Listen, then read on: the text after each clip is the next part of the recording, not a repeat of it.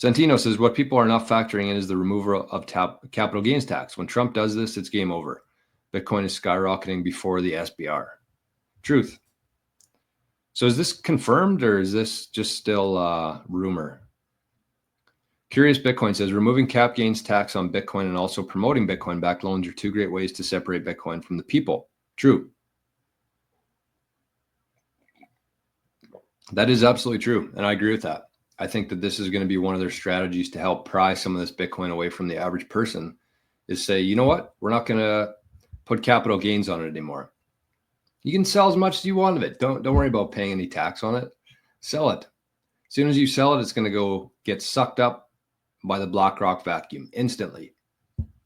So I think that both those things, the loans, which are going to be fully KYC'd, and the removing capital gains on Bitcoin, are going to be catalysts that separate Bitcoin from the individual.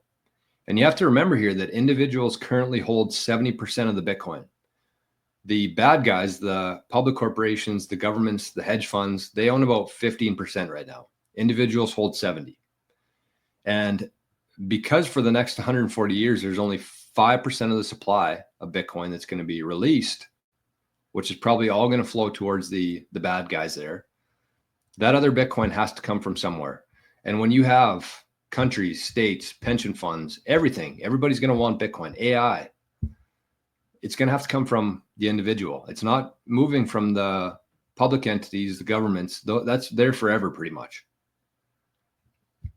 So I do think that these removing the cap gains and the Bitcoin-backed loans are going to be a way to force Bitcoin away from people.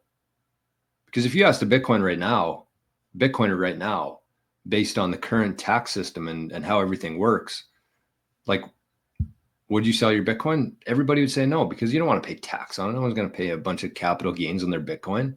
Never. First of all, it's 100% undervalued right now. Plus, you have to pay a tax on top of that. Never. But you say, okay, there's no more capital gains. Plus, you can go to the bank, KYC your Bitcoin, and get a loan against it. There will be a lot more people willing to give up their Bitcoin in that scenario. So I do think that that's a sneaky thing that these guys are going to be working on and pushing. But at the same time, I'm for it. I just think we need to understand why it's happening. It's not for the benefit of the people. Well, some of it might be, I guess. There's probably a couple different, incentives and things they're pushing here. But for the most part, I'm for it. But we just need to understand that one of the reasons why they'll be implementing this is to pry this Bitcoin away from the individual. So that's just to take it one step further here. That's why I think that you need to be thinking about this stuff right now. You need to be looking at your Bitcoin stack, and you need to say, okay, this is my total wallet balance. These are my UTXOs that make up that wallet balance. Which of these UTXOs am I comfortable selling? And which am I comfortable going to the bank and taking a loan against?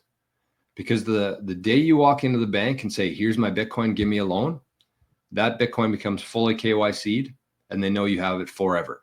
Plus, they hold a key to it. So that's why I suggest you look at your Bitcoin balance right now.